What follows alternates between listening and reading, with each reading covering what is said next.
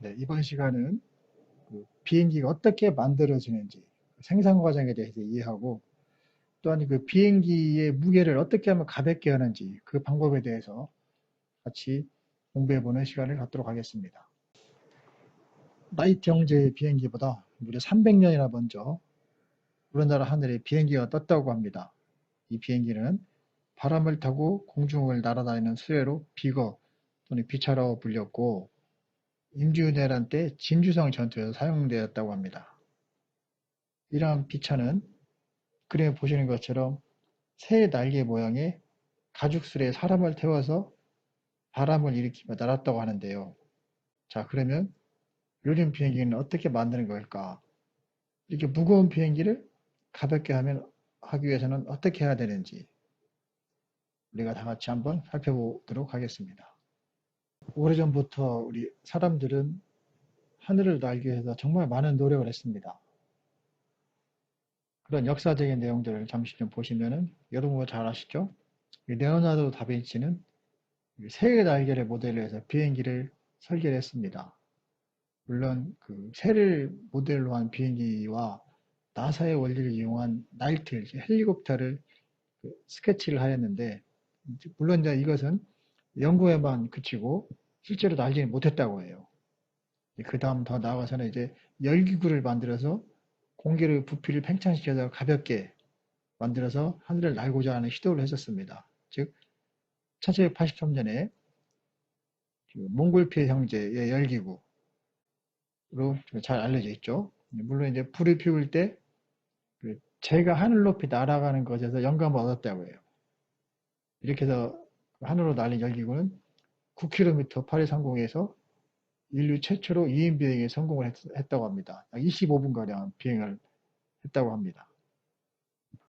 계속해서 인류가 하늘을 날기 위한 부단한 노력, 역사적인 흔적을 계속 잠시 좀 살펴보면은 1903년에 미국 라이트 형제는 비행기에 맞는 아주 작고 가벼운 엔진을 만들었죠. 이를 통해서 인류 최초의 동력 비용에 성공하게 됩니다. 더 나아가서 이제 1차 세계대전이 발발하면서 가볍고 단단한 그 알루미늄 합금을 소재로 이제 비행기의 뼈대를 사용하는 시기가 도래했습니다. 즉 1914년과 18년 사이에 제1차 세계대전이 발발했을 때 활발히 이러한 그 알루미늄 합금에 대한 소재가 많이 비행기 생산 과정에 사용이 되었다고 합니다. 자, 이제 현재는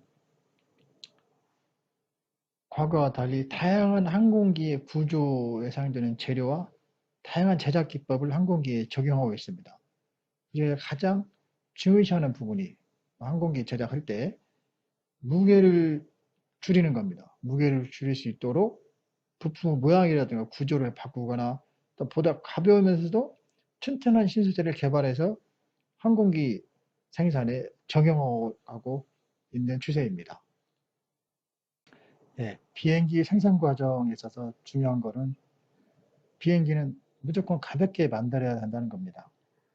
앞에 설명해 드렸듯이 비행기에 작용하는 힘은 양력, 추력, 중력, 항력 등 4가지 힘이 작용합니다. 그 중에서 양력을 방해하는 힘이 중력이에요.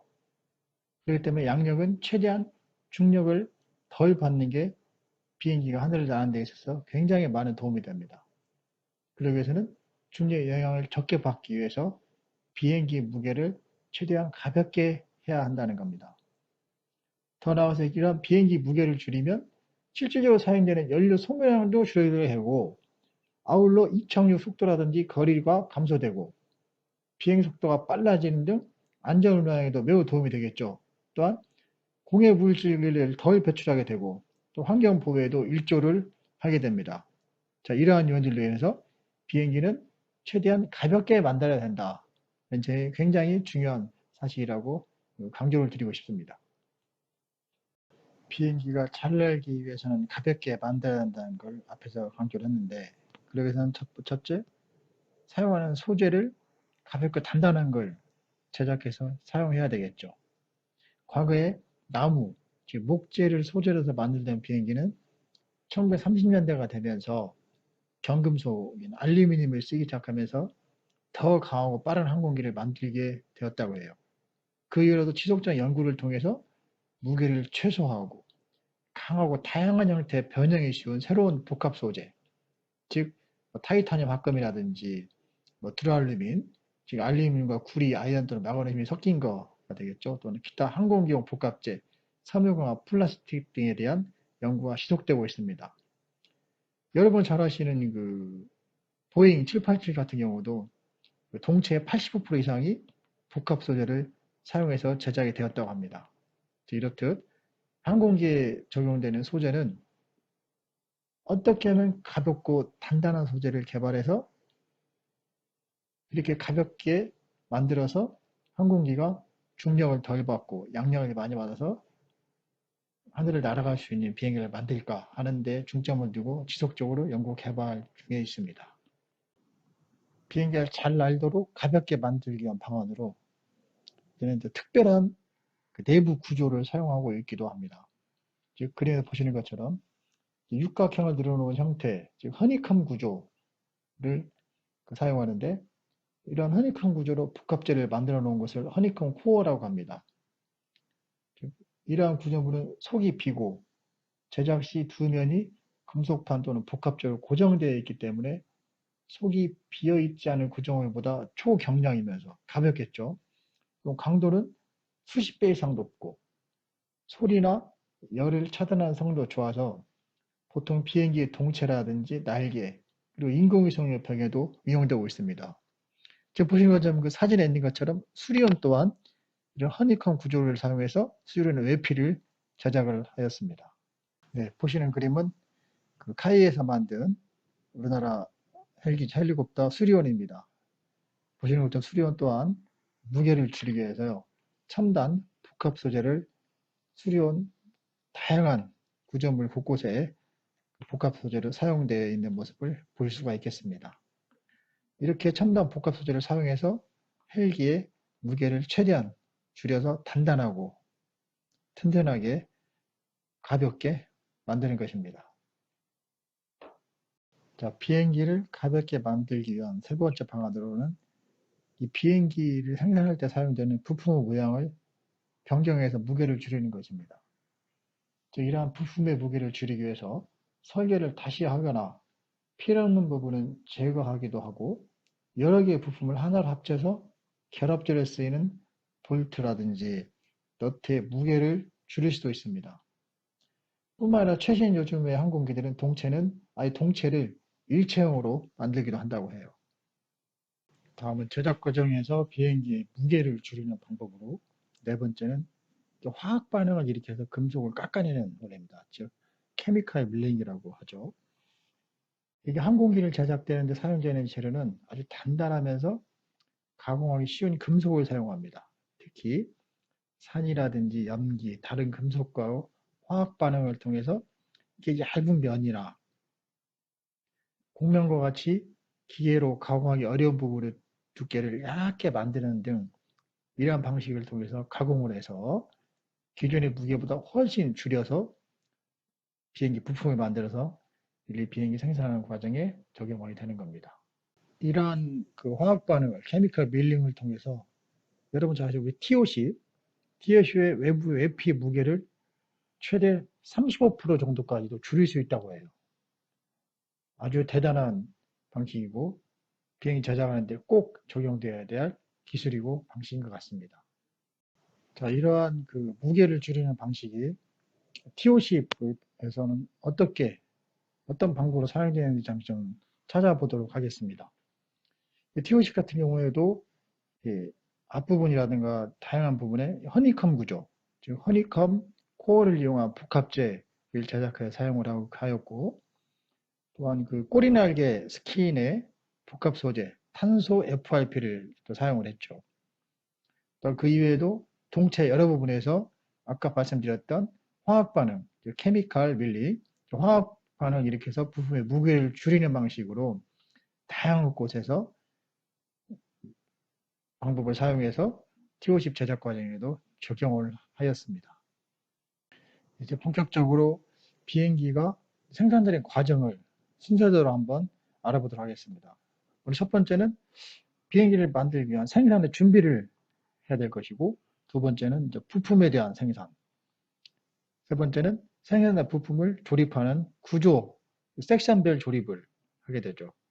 끝으로는 그런 구조적으로 조립된 내용을 최종 조립하는 단계, 즉 생산 준비와 부품 생산, 구조 조립, 최종 조립, 이 4단계 순서로 그 비행기를 생산하게 된다고 이해하시면 되겠습니다. 네, 비행기 생산 과정 1단계 이제 생산 준비 단계를 좀 살펴보면, 먼저 설계 도면이 작성되면 제작을 위해서 필요한 재료를 조립 단계별로 구성하여 준비를 하게 됩니다. 이때 생산 기술자는 어떻게 하면 저비용으로 효율적이고 고품질의 제품을 생산하기 위해서 적절한 공정, 장비 및 작업 방법을 결정하게 되죠. 여기서 공정 설계라는 것은 그 도면과 어떤 규격서의 요구를 만족하는 제품을 생산하기 위해서 자원의 소유와 생산 방식을 정의하는 것이다 라고 볼 수 있습니다. 즉 생산 기술자는 앞에 설명드린 것처럼 어떤 자재를 살까, 외부 업체를 할 수 있을까, 규격서는 뭘까 등의 전반적인 과정들을 결정하는 단계가 그 생산 준비 단계다 보시면 되겠습니다. 이어서 2단계로 부품 생산 단계인데, 항공기 한 대를 만들기 위해서는 이게 항공기 무게를 지지하는 구조재라든지 유압 및 연료 라인을 구성하는 튜브, 항공기 튜브와도 같은 외피, 그리고 복합 소재로 만든 날개와 같은 여러 가지 부품을 포함해서 20만 가지 이상의 부품이 필요하다고 해요. 더 나아가서는 이제 가공을 한 부품들을 어떻게 크랙 형성을 막는 샷 피닝이라든지 금속의 부식을 막는 표면 처리 방식 등 앞에 설명드린 화학적 그 반응과 같은 후공정 등을 다 거쳐서 20만 가지 부품을 사전에 생산을 해야 된다고 합니다. 다음에 이제 조립 단계로 넘어오는데, 구조 조립에 있어서 항공기의 조립 개념은 보시는 것과 같이 어떤 중앙 동체를 놓고 그 부분을 나눠서 엔진 파트, 외피 파트, 전기 계통 파트, 유압 파트 등으로 세분화해서 진행되게 됩니다. 이 구조 조립은 앞으로 계속 좀 더 설명을 드리도록 하겠습니다. 자, 구조 조립은 항공기를 놓고 후방 동체 부분, 중앙 동체 부분, 전방 동체 부분으로 나눠서 그림에서 보시는 것 같이 세분화되어서 조립 단계를 거쳐서 생산 과정을 진행하게 됩니다. 이런 구조 조립은 그 정확성이 굉장히 중요하기 때문에 그 정밀 자동 위치 제어 시스템, 즉 정밀 자동 위치 제어 시스템을 이용해서 각각의 기본 구조 위치를 정확히 맞춘 후에 조립의 과정을 거치게 됩니다. 최종 조립 단계로 와서 이전에 했던 구조 조립 단계에서 후방 동체, 중앙 동체, 전방 동체 과정을 통해서 조립이 된 동체에 이제는 날개 및 조종면을 그림에서 보시는 것처럼 장착하는 최종 조립 단계에 조립하게 되는 겁니다. 네, 계속해서 최종 조립 단계인데, 이제 최종 조립 단계에서 중요한 엔진을 장착하게 되고, 시트 장착을 하고 이를 점검하고 테스트하고, 이외에 전자장비, 통신장비를 장착하고 그 랜드 기어를 장착하는 최종 조립 단계를 진행하게 됩니다. 이제 최종 조립 단계로 앞 단계 앞에서 설명한 날개 및 조종물 장착, 최종 조립에 의해서 이제 페인트 및 항공기가 제대로 잘 만들어지는지 테스트를 거치게 되는 거죠. 도면에 대한 페인트나 개통 점검, 파일럿이 테스트 비행, 또 지상에서 엔진 테스트 등의 각종 테스트 과정을 거쳐서 최종 비행기가 완성이 됩니다. 네, 앞에서 비행기가 생산되는 과정, 그 생산되기 위해서는 가장 중요한 게 비행기를 가볍게 만들어야 한다는 점. 가볍게 만들어진 소재와 부품을 활용해서 비행기를 만들고, 비행기는 생산 준비 단계와 부품 생산 단계, 구조 조립, 최종 조립 순으로 완성이 한다는 걸 같이 공부를 했습니다. 앞에 지금 그림에 보시는 것처럼 사람과 비행기 각 구조를 비교해보면 매우 유사한 면이 많습니다.